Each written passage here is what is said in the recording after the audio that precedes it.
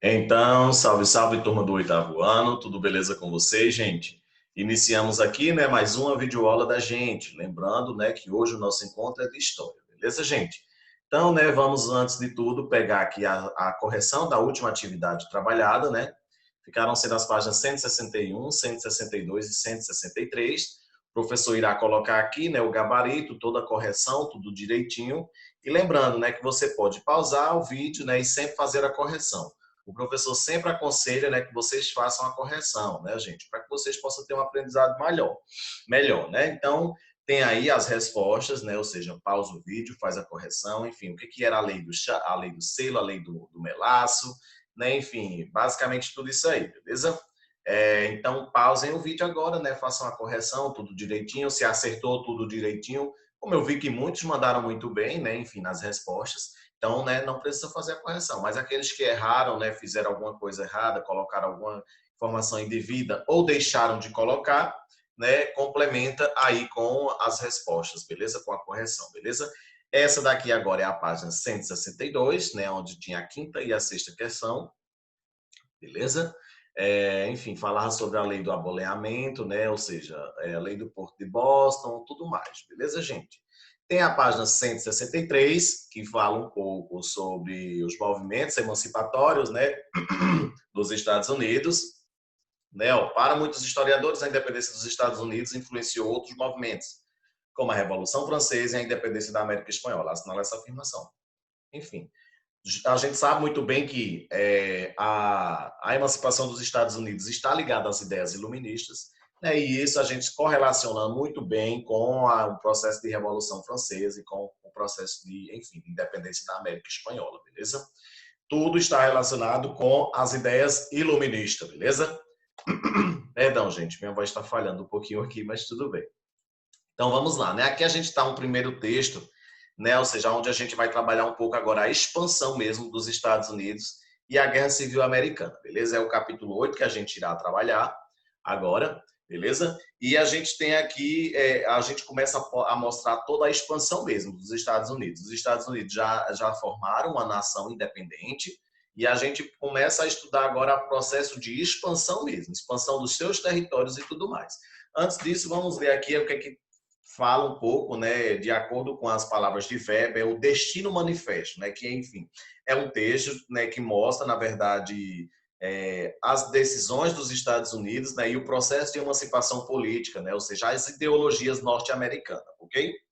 Ao se estudar os acontecimentos políticos e sociais dos Estados Unidos na própria emancipação das ditas 13 colônias, que era a base territorial, né, antigamente do país, fundante do país, percebemos a importância da coletividade, diversificada, porém agregada pelo discurso unificador, The One Nation God, né, uma nação sobre Deus, sobre Deus, que se apropria dos valores que estas sociedades já traziam, tais como a família, o trabalho, o esforço individual.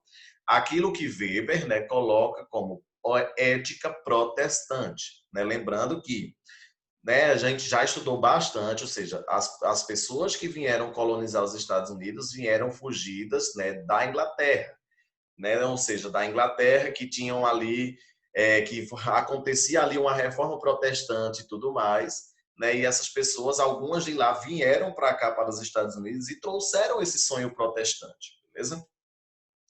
E, né, e os difunde, né? Ou seja, legitimando-as como valores, base para a nova nação que se coloca no cenário mundial, ok? Em suma, uma sociedade de imigrantes que quer se unir em torno do discurso do nacionalismo, beleza?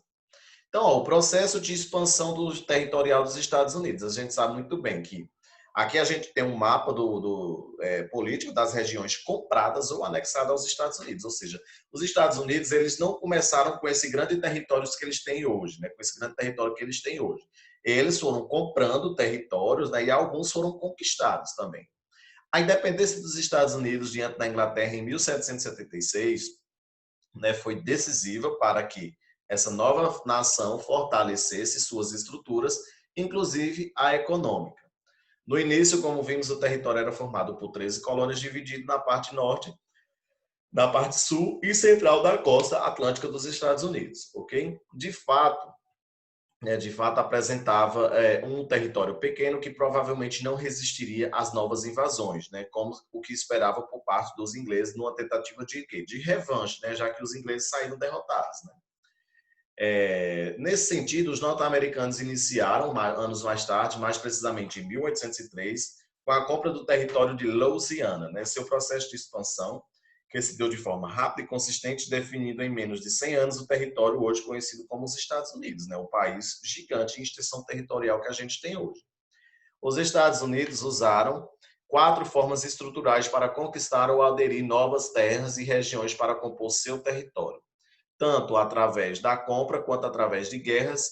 A habilidade e o poderio militar ficaram claros, demonstrando que aos poucos se criava uma nação forte e imperialista. As tropas norte-americanas chegaram a invadir a capital do México. A população que ficou nos estados anexados pelos Estados Unidos é chamada de pejoritariamente, né, pelo norte-americano de chicana, né, já porque era o território que antigamente era do México. Ok? Então fica esse chicana, né? Já que os Estados Unidos têm muito essa ideia de chamarem que eles são os americanos, né, e tudo mais. Então ficou assim, chicanas. Né, os Estados Unidos eles conquistaram o território que era do México, se fundaram cidades, ou seja, como Novo México, enfim, como Texas, por exemplo, né? E tudo isso aí os Estados Unidos foram comprando territórios e foram expandindo suas fronteiras, né? E alguns eram conquistados, já que os Estados Unidos estavam começando a crescer, né, como uma forte nação militar e imperialista também, beleza? As consequências do expansionismo norte-americano, né? Todo o processo de expansão dos Estados Unidos trouxe consequências positivas e negativas para as 13 colônias originais. A justificativa para essa expansão foi chamada de Destino Manifesto, ok? Consistia na ideia de que Deus atribuiu ao povo americano as condições religiosas e políticas para dominarem todas as regiões que seriam anexadas, afirmando que este era o povo eleito de Deus e que os indígenas, olha só o que fala o Destino Manifesto, que os indígenas não tinham evolução social, física e tecnológica para ter controle de suas terras. Uma baboseira, né, gente? Isso aqui, ou seja, o que é que os estadunidenses estavam falando? Que estava escrito, né, nas leis de Deus e tudo mais, de que eles tinham que conquistar vários territórios, de que eles tinham que ser realmente uma nação imperialista, porque os indígenas eles eram atrasados, eles não iriam conseguir se desenvolver nem tudo mais, beleza? Era o que, segundo o Destino Manifesto, proporcionava. As regiões sul e norte dos Estados Unidos se desenvolveram muito a partir das novas conquistas, né? Enquanto que os nativos foram praticamente o quê? Extintos, né? Os povos nativos dessas regiões foram praticamente o quê? Dizimados, né? Pelas nações que estavam chegando, as nações inglesas que, enfim, começaram a expandir o território norte-americano. As consequências do expansionismo norte-americano, né? Os estados do norte e do sul, né, dos Estados Unidos se fortaleceram com a expansão territorial, né, que ainda mais propiciou, né, mais terras para a produção voltada tanto para o mercado interno quanto para o mercado externo, beleza? Então aqui começou meio que um processo de construção das fábricas e um processo de construção de indústrias, beleza? Ok, gente? Então a gente tem aqui, né, ou seja, a gente encerra essa parte aqui dessa videoaula aqui, né, falando sobre a expansão dos Estados Unidos e tudo mais, e a gente continua na nossa próxima videoaula, ok? Aonde a gente, né, vai continuar estudando esse assunto. Mas antes de tudo, peguem aí o exercício, que são as páginas 163 e 164 para a realização da atividade. Beleza, galera? Essa foi a nossa videoaula de hoje, espero que vocês tenham gostado. Tchau, gente!